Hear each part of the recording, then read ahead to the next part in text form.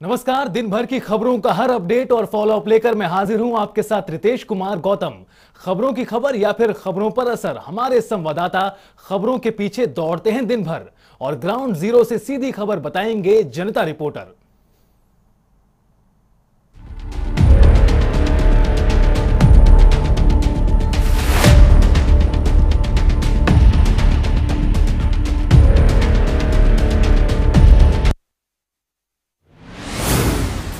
प्रधानमंत्री नरेंद्र मोदी का अमेरिका दौरा ये काफी महत्वपूर्ण माना जा रहा है। प्रधानमंत्री नरेंद्र मोदी की कल बाइडेन से मुलाकात होगी, तो वहीं पीएम मोदी के अमेरिका पहुंचने पर उनका भव्य स्वागत हुआ। तो वहीं उद्योगपतियों से भी प्रधानमंत्री नरेंद्र मोदी ने मुलाकात की और कई अहम मुद्दों पर चर्चा हुई। लेकिन अब सबकी नजरें इसी बात पर हैं कि जब कल प्रधानमंत्री नरेंद्र मोदी और राष्ट्रपति जो बाइडेन की जो मुलाकात होगी, उन दोनों नेताओं के बीच क्या बातचीत होगी। अफगानिस्तान, तालिबान, पाकिस्तान जैसे समेत कई ऐसे मुद्दे हैं जिन पर सबकी नजरें बनी हुई है। ये मुलाकात कितनी महत्वपूर्ण मानी जा रही है, इसी से अंदाजा लगाया जा सकता है कि प्रधानमंत्री का ये जो दौरा है उस पर सबकी, जो तमाम बड़े देश है, सबकी नजरें बनी हुई है। प्रधानमंत्री नरेंद्र मोदी अमेरिका के ऐतिहासिक दौरे पर हैं। अमेरिका पहुंचने पर प्रधानमंत्री नरेंद्र मोदी का एयरपोर्ट पर भारतीय लोगों ने स्वागत किया। पीएम मोदी क्वाड समिट के लिए अमेरिका पहुंचे हैं। तो वहीं प्रधानमंत्री नरेंद्र मोदी की 24 सितंबर को राष्ट्रपति बाइडेन से मुलाकात होगी। साथ ही पीएम मोदी के इस अमेरिका दौरे पर चीन समेत कई देशों की नजर है।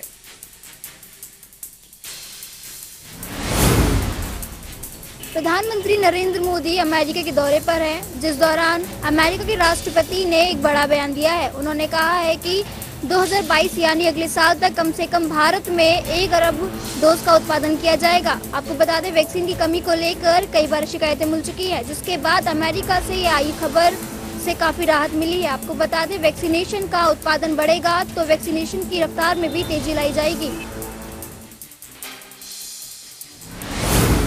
प्रधानमंत्री नरेंद्र मोदी अमेरिका के दौरे पर हैं, जिस दौरान यूएस के राष्ट्रपति जो बाइडेन ने कोरोना वैक्सीन को लेकर बड़ा बयान दिया। जो बाइडेन ने कहा कि 2022 यानी अगले साल तक भारत में कोरोना वैक्सीन की कम से कम 1 अरब डोज का उत्पादन किया जाएगा। आपको बता दें कि टीकों की कमी को लेकर कई बार शिकायतें मिल चुकी हैं। ऐसे में अमेरिका से आई ये खबर निश्चित तौर पर राहत देने वाली है। अगर टीकों का उत्पादन बढ़ता है तो वैक्सीनेशन की रफ्तार में भी आने वाले दिनों में तेजी आएगी। पोस्ट कोविड लक्षणों को लेकर केंद्र सरकार ने कई गाइडलाइन जारी की हैं। ऐसे में केंद्र सरकार ने कहा है कि ये सुधार सुझाव नीतियों के लिए होगा, जिस पर केंद्र सरकार ने ये कहा है कि ठीक होने के बाद भी कोरोना के पेशेंट्स में लक्षण रह जाते हैं, जिस पर केंद्र स्वास्थ्य मंत्री ने कहा है कि ये गाइडलाइन स्वास्थ्य समस्याओं को भी खत्म करेगी और सही तरीके से इलाज भी करेगी। पोस्ट कोविड लक्षणों को लेकर केंद्र सरकार की ओर से नई गाइडलाइंस जारी की गई हैं, जिसकी जानकारी स्वास्थ्य मंत्री मनसुख मांडविया ने ट्विटर पर दी। कोरोना मरीजों में ठीक होने के कुछ समय बाद भी कोरोना के लक्षण बने रहते हैं, जिसे पोस्ट कोविड लक्षण कहा जाता है। ऐसे में मनसुख मांडविया ने ट्वीट कर लिखा कि ये गाइडलाइंस स्वास्थ्य समस्याओं को खत्म करने और सही इलाज देने में आने वाले दिनों में मददगार साबित होंगी।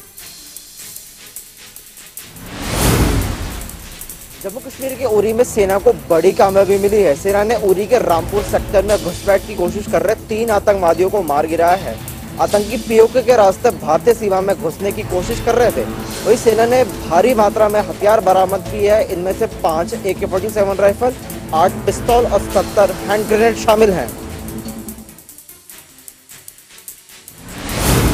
जम्मू कश्मीर में उरी के पास रामपुर सेक्टर में सुरक्षा बलों को बड़ी कामयाबी मिली है। बता दें कि पिछले 5 दिनों से जारी ज्वाइंट ऑपरेशन के तहत गुरुवार को 3 आतंकवादी मार गिराए गए। आतंकी हाल ही में पाकिस्तान के कब्जे वाले कश्मीर से भारतीय सीमा में दाखिल हुए थे। ऑपरेशन में मारे गए आतंकियों के पास से 5 AK-47 राइफल, 8 पिस्टल और 70 हैंड ग्रेनेड के साथ पाकिस्तानी करेंसी भी बरामद की गई।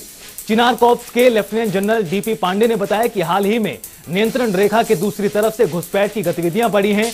उन्होंने कहा कि हालांकि साल की शुरुआत से कोई घुसपैठ नहीं हो पाई है।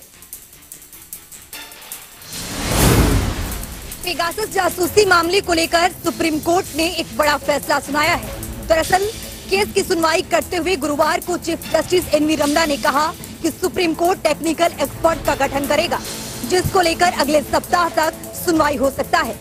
आपको बता दें कि सुप्रीम कोर्ट ने 13 सितंबर को इस फैसले को सुरक्षित रख लिया था।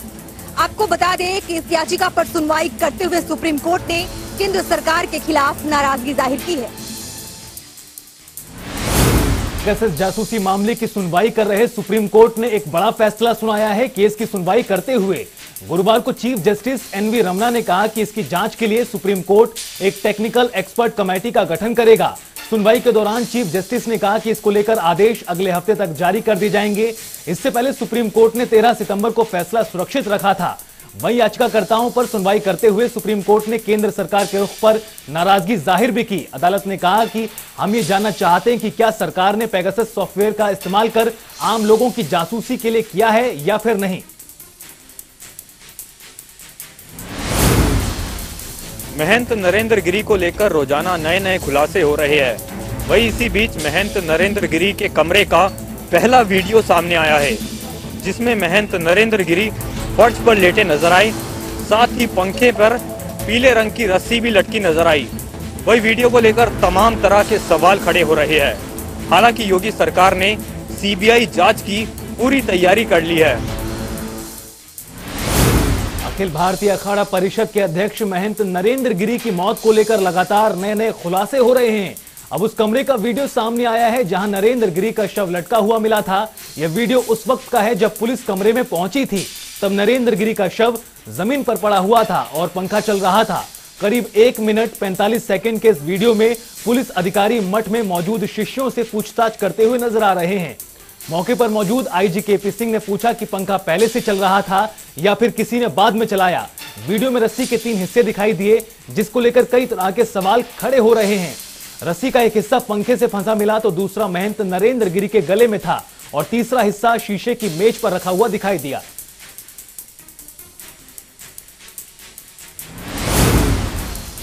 हरियाणा सरकार ने बेमौसमी बारिश की वजह से खराब हुई फसलों की विशेष गिरदावरी के आदेश दिए हैं। चंडीगढ़ में वीरवार को हरियाणा के कृषि मंत्री जयप्रकाश दलाल मीडिया से रूबरू हुए। इस दौरान दलाल ने कहा कि मुख्यमंत्री मनोहर लाल ने सभी फसलें जो खराब हुई है उनकी विशेष गिरदावरी के आदेश दिए हैं। दलाल ने बताया कि जो फसलें प्रधानमंत्री फसल बीमा योजना के तहत बीमित है, उनके अलावा बाकी फसलों की भी विशेष गिरदावरी करवाई जाएगी ताकि पीड़ित किसानों को राहत दी जा सके। इसके अलावा हरियाणा सरकार ने बागवानी फसलों के लिए मुख्यमंत्री बागवानी फसल बीमा योजना भी शुरू की है। दलाल ने कहा कि इसके जरिए जो बागवानी के किसान हैं उनको बड़ा फायदा मिलेगा और वे जोखिम फ्री होकर बागवानी की खेती कर सकेंगे। दिल्ली के बंद रास्ते खुलवाने के लिए सुप्रीम कोर्ट के बाद अब दिल्ली हाई कोर्ट में भी याचिका लग गई है।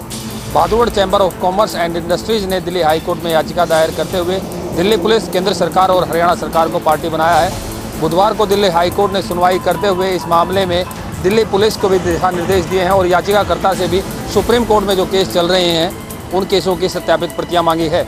अब अगली सुनवाई 15 नवंबर को होगी।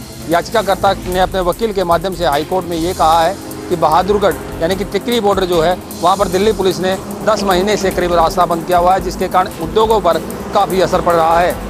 बहादुरगढ़ में 9000 के करीब औद्योगिक इकाइयाँ हैं, जिनमें करीबन 7.5 लाख लोगों को रोजगार मिला हुआ है और दिल्ली के बंद रास्तों के कारण जो कर्मचारी दिल्ली से बहादुरगढ़ आते थे उनको काफ़ी दिक्कतें हो रही हैं। उद्योगों से तैयार माल और कच्चा माल आने जाने में भी काफ़ी परेशानियों का सामना करना पड़ रहा है। मुख्यमंत्री पद की कुर्सी छीनने के बाद अब कैप्टन लगातार नवजोत सिंह सिद्धू के विरोध में उतरे हुए हैं। कैप्टन ने नवजोत सिंह सिद्धू के पाकिस्तान के साथ सीधे संबंध बताए तो अब हरियाणा के गृह मंत्री अनिल विज ने भी इसे एक बड़ा षड्यंत्र करार दिया है। अनिल विज ने कैप्टन को कुर्सी से हटाए जाने को उनका राजनीतिक कत्ल बताया है, तो वहीं उन्होंने कहा है कि पाकिस्तान और कांग्रेस मिलकर भारत के खिलाफ कोई न कोई राष्ट्र विरोधी षड्यंत्र रच रही है और उसी के चलते कैप्टन को कुर्सी से हटाया गया है।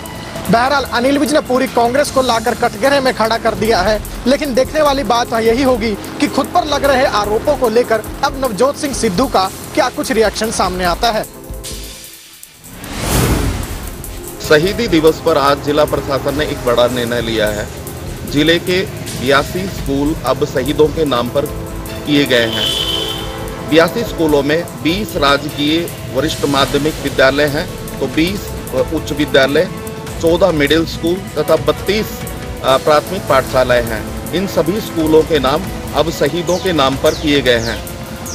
इस मौके पर सहकारिता मंत्री डॉक्टर बनवारी लाल ने कहा कि सरकार जो है शहीदों के लिए पहले भी इस तरीके के निर्णय लेती रही है, आगे भी शहीदों को मान सम्मान देते हुए ऐसे ही निर्णय लिए जाएंगे। उन्होंने कहा कि ऐसा करने से जो नई पीढ़ी है वो शहीदों से प्रेरणा लेगी और उनमें देशभक्ति का जज्बा पैदा होगा। प्रदेश में पिछले 2 दिनों से हो रही भारी बारिश ने किसानों की चिंता बढ़ाकर रख दी है, क्योंकि इस समय किसानों की फसलें हैं पककर तैयार है और भारी बारिश के चलते उनमें भारी नुकसान का अंदेशा वो जताया जा रहा है। अगर मौसम विभाग की बात की जाए तो मौसम विभाग के अनुसार कल हिसार में 89 mm बारिश है वो दर्ज की गई थी और आज भी प्रदेश में भारी बारिश हो रही है, जिसके चलते किसानों की चिंता है वो बढ़ गई है। मौसम विभाग का कहना है कि आने वाले समय में भी इसी तरह से बारिश होने का अंदेशा जताया जा रहा है। तो साफ तौर पर किसानों को हिदायतें दी गई कि वो अपनी फसलों में पानी निकासी का उचित प्रबंध करके रखे। हालांकि जिस तरह से प्रदेश में भारी बारिश हुई थी उसके चलते अलग अलग जगह से फसल नुकसान की वो खबरें सामने आई थी और जिसके चलते हरियाणा के कृषि मंत्री है जेपी दलाल, उनके द्वारा विशेष गिरदावरी के आदेश दिए गए थे। देखना होगा कि जो विशेष गिरदावरी के आदेश दिए गए थे कितनी जल्दी उन पर अमल हो पाता है और किसानों को जल्द ही एक राहत मिल पाएगी। अंबाला में आज सुबह से हो रही बारिश के चलते अनाज मंडी में प्रशासनिक दावों की पोल खुलती हुई नजर आई। मंडी में खरीद तो भले ही 1 अक्टूबर से होनी है, लेकिन किसान मंडी में धान की फसल लाना शुरू हो गए हैं। लेकिन सुबह से बारिश के चलते किसानों की मेहनत की कमाई मंडी में खुले आसमान के नीचे भीगती हुई नजर आई। अंबाला की मंडी की अगर बात करें तो मंडी में घुटनों तक का पानी जमा नजर आया, तो वहीं धान की फसल जो है वो खुले आसमान के नीचे भीगती हुई भी नजर आई। लेकिन इस दौरान प्रशासनिक अधिकारियों ने न तो किसानों की सुध ली और न ही किसानों की फसल की। ऐसे में किसानों ने सरकार के साथ स्थानीय प्रशासन के खिलाफ भी खुलकर अपनी नाराजगी जाहिर की है।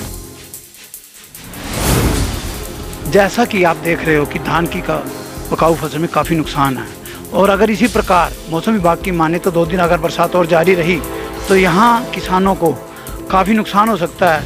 यहाँ इसमें पानी का जो जल भराव है उससे ये धान की फसल में जो पकाऊ है उसमें दोबारा अंकुरित फूट सकते हैं, जिससे किसानों को भारी नुकसान हो सकता है।